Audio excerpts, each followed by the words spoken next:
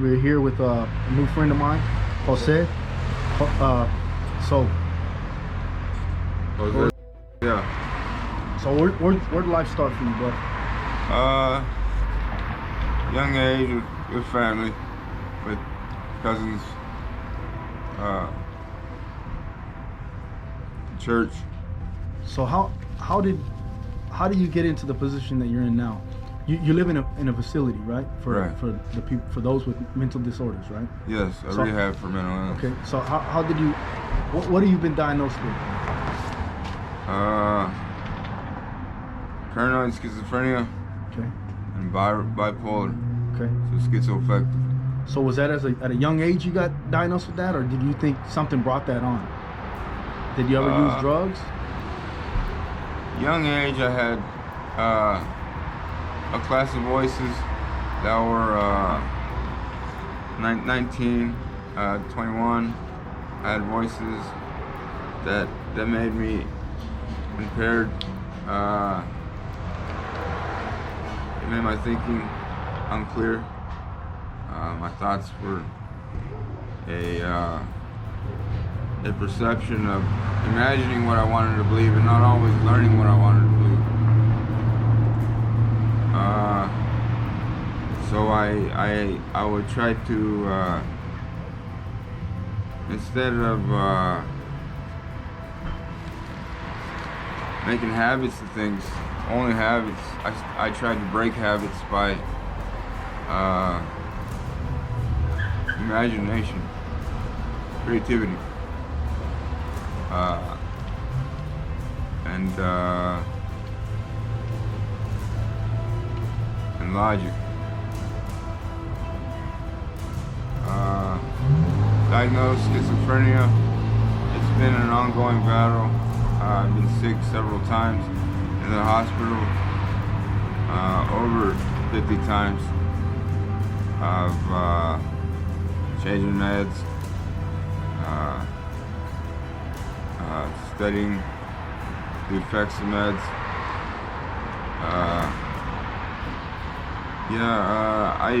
I know that I hear voices and that they cause me to be impaired. I hear something that will deceive me, and I no longer can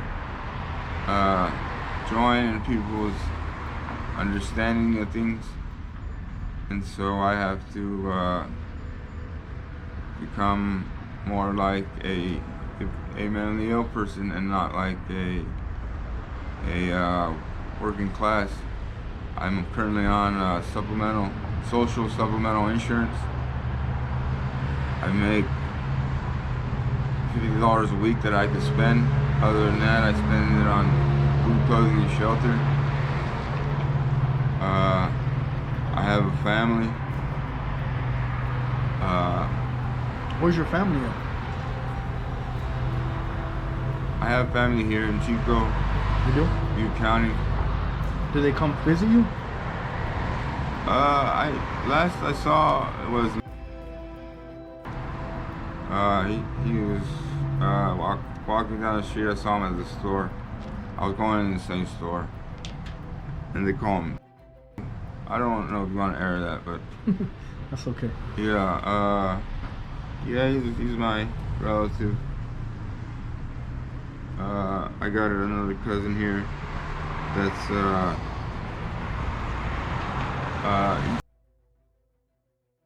I know who it is. yeah, and he's related to me. Yeah, I come from a family that used to be middle class, and when they had their third kid, we became poor. I was a rambunctious kid as a youth, climbing fences when I was 1, fences this high, fences about here, getting caught, my clothes getting caught and maneuvering out. I was sort of an agile, strong, a growing spurts. Do you have siblings? I have 2 siblings. I have a sister and a brother.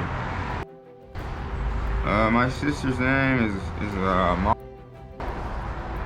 and yeah, she's a counselor. Do they ever come see you? Yeah, Nice. birthdays, Christmas, holidays. So can you leave the facility that you're in? Like how do you, can No. you come and go, or how does that work? No, Like right now you're not there. And what made that possible? How were you able to leave right I now? walked off grounds, and so Oh, so you're kind of, no, I was going to the crisis unit, so so they let you do that? they always don't complain about that, but they do try to tell me instead of go. Okay. I mean, first, call me and try to say, hey, can you come pick me up, go drive me around? But I just walk because I like to walk, calms me down. Yeah. Yeah. So you can't leave the house? No. So when you walk, you just go on your own. Yeah, But you're not supposed to be. That's considered a AWOL. Yeah. After about an hour, they call the cops. Okay. Yeah. And so how many people do you live with? About 13. 13 12, people? 12. There's 1, 2, Do you have your own 3, room? 4, 5, 6, 7, 8, 9 rooms. And with some with two beds. 12, 13 people. 12, I think, is the number right now. But there's one more open bed. And it's a facility where, I mean, the government is dishing out a lot of money. The government, the bureau or whatever, the federal agencies are dishing out much money on this new type of new age creation where mental illness is considered, it could be cured. 100 years ago, I would be in a hospital for the rest of my life. After 19, this country has provided me with food, clothing, and shelter, which I try to honor by trying to fix my mental illness, staying away from drugs, staying away from violence. And so I try to earn my check that these governments are giving me. I don't use particularly.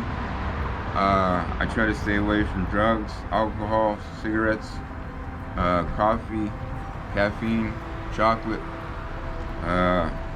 So are there counselors inside these homes that you're living in? Counselors. Is there an overall resident, a head resident that lives there? Who supervises you guys? There's floor workers, Okay, floor workers. psych techs, medical techs. There's administrators in the weekdays. There's directors. And how do they treat you? I'm not gonna say they treat me good, but it's a common practice to have prejudice towards social conditions, mental illness, prostitution, homelessness, blindness, deaf, mute, lame, like wheelchair bound. Yeah. It's legal to have prejudice towards these people in the mental illness type of business. The government still has the right to take away certain laws. You're no longer treated the same, but I mean, I try my best to see that I'm not the only one making decisions. We're all citizens of this country, and we're all. I feel we're all trying our best. I do feel that most of us. I mean, there's about how many thousand people in this city, and I think only about 100 are corrupt. The rest are trying their very, very, very best to be happy, to make people happy, and to make people better. How long have you been in that home? That home, a year. Like, where were you before that? I was homeless. Oh, you were? Yes. So you were living on the streets of Chico, or? tourist shelter, yes. Oh, really? Okay. This I is was interesting. at the other shelter, the one that takes you around the churches. Mission? They take you to the missions and you sleep in the gyms and you sleep on the floor on mats. So you were actually living on the streets in Chico. At what point in time did you get help? Who got you off the streets and took you to the tourist shelter? Tourist shelter. Who got you there? I was sleeping. One day it was raining. I started to get rained on. I hid under a structure that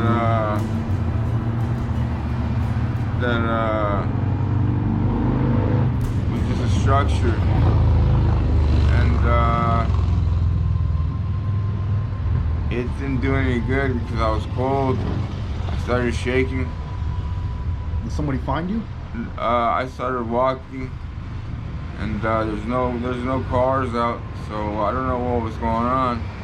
I got a little confused, and I don't know how I got to the tourist shelter, but I ended up there because of the counselor. I think my counselor. And then they hooked you up with this house that you're living in now? Yeah, I chose to be homeless after I was on SSI, and I just walked away from my placement. I chose the homelessness other than the placement where it wasn't working out for me. So I know that you have some issues with being on these meds and being cooped up in this house.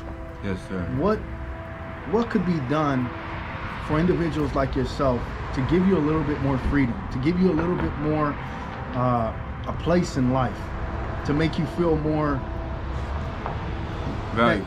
that you're valued, instead of them just putting you into a home and walking away? What could be changed? What could be done for the mental illness that, like yourself, that suffer from some sort of depression as well? What can we do to give you guys more value? Could we get you into some jobs, or have you ever looked into there's a job that off of Fair Street, that landscaping company that hires people that have disabilities? Would something like that interest you? Yeah, I mean, would you want to go to work and try to just not for necessarily to get, you're probably not going to make a lot of money, but just to get that everyday rhythm and stretch your feet a little bit more and have that value of life and feel that, because you're valued to anybody, you're valued. I'm sure your family love you, and I'm sure people they value you, Yeah. But what do you think? What is that something that would interest you? Yeah, I'm currently writing a book. I'll read some of it to you.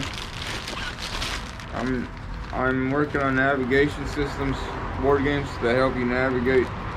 So I'm not only barbarian.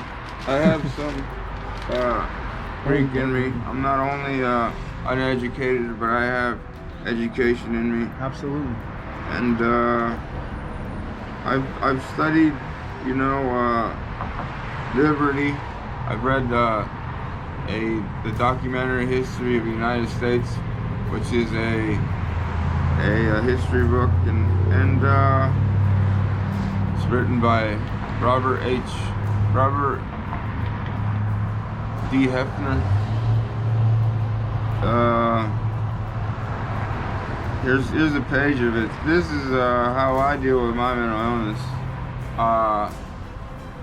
and I deal with it many ways. I have many ways to deal with my mental illness. This is what I wrote in my book, The Faithful Faith. Holy honesty is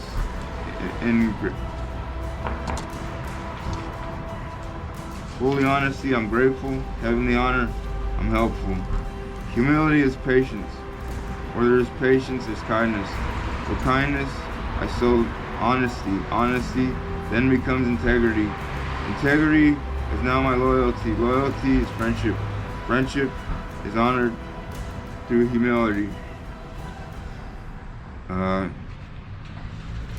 Integrity is integrity is integrity is friendship.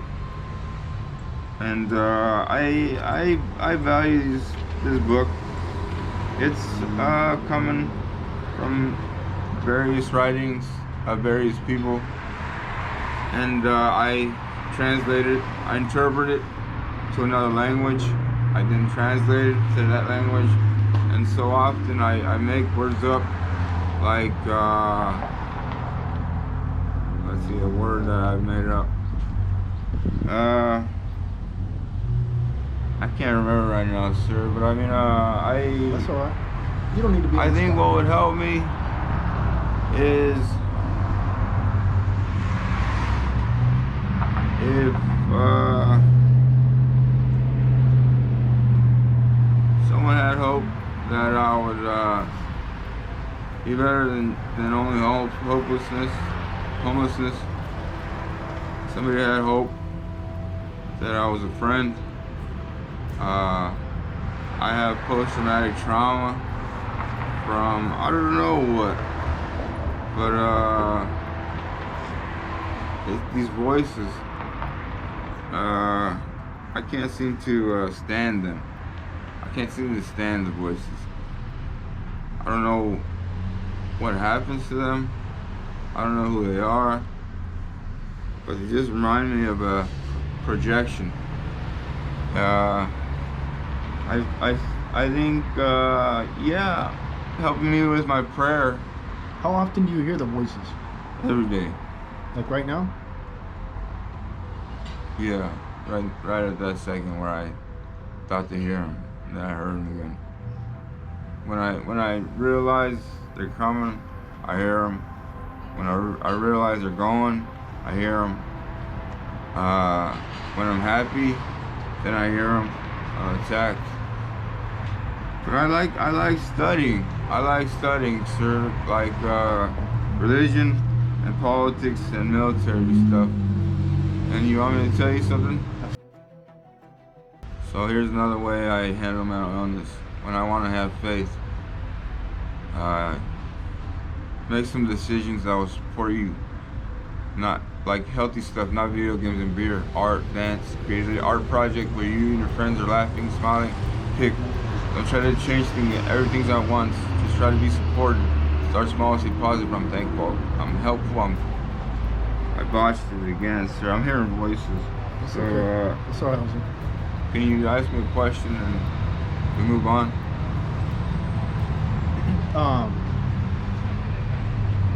Do you have friends? Do you have friendship?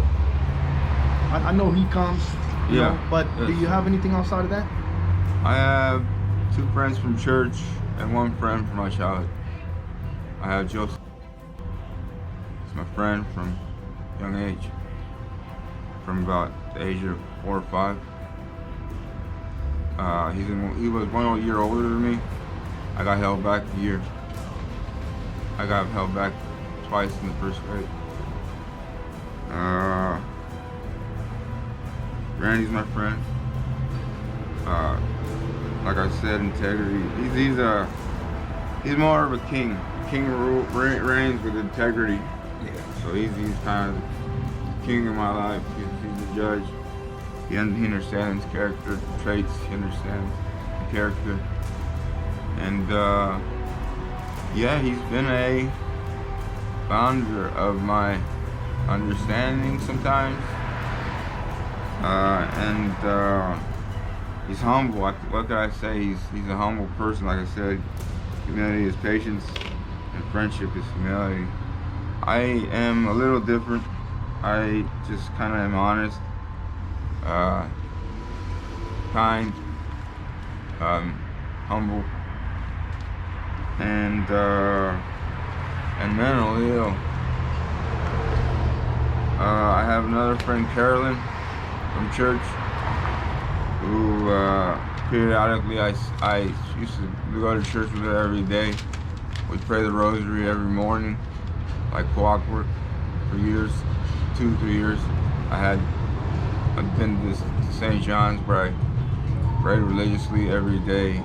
Amen. And I'd go home and study and better borrow books from the library that I liked. And yeah, we shared a lot of... Jose, let me tell you something. What you're experiencing and what you're going through is real. Okay? And in some aspects, maybe a curse, you know? Yes. It's nothing that you chose. Right. But I want you to know something. Being a believer of Christ, what you're going through, your suffering, give it to the Lord. Because when your day comes and the Lord calls you home, all these sufferings that you're taking, you're going to be blessed for. Okay, and I really want you to know that. Like Padre Pio, he had the stigmata in his hands for 50 years. Never complained, gave it to the Lord, and I know he's blessed up there. Yeah. And you're in the same situation. You have been given something for some reason, I don't know. And we may never be able to comprehend that. But take it and use it as your blessing. Okay? Because God is gonna bless you tenfold when your time comes. I know it's hard and it's easy for me to say this to you because I'm not experiencing it. The voices aren't in my mind and they're not affecting me. But I want you to know, as a Christian brother, that I'm gonna pray for you, and I'm gonna ask God to take what you have and help you. And as a human being, and I love you, man, as a Christian brother. Okay? And from this day on, I want you to know that you have a friend in me. Okay? I don't want anything from you. And I just want your friendship. You understand? Yeah. You're a special person, man, and you're not special because your disability. Special because you're kind-hearted. You have a beautiful heart, man. And I feel like the world look at people like you and they want to see something. They want to see you slobber, or they want to see your arm missing to say that you have a disability. But it's inside here in your mind. People can't see that, so they kind of discriminate against you because you don't fit the category of having a disability. But what I want people to understand by this video is that you guys need to be loved too, man. Yeah. And you need love, and you need someone to care for you and hug you. But I want you to know that you are loved, man. Yeah. Okay? All right, Jose. It was nice meeting you. And we're going to close from out. And hopefully we'll hear back from you again. Yeah, thanks for your help. All right, brother. I feel you've been honest and you've been genuine. All right, brother. Thank you.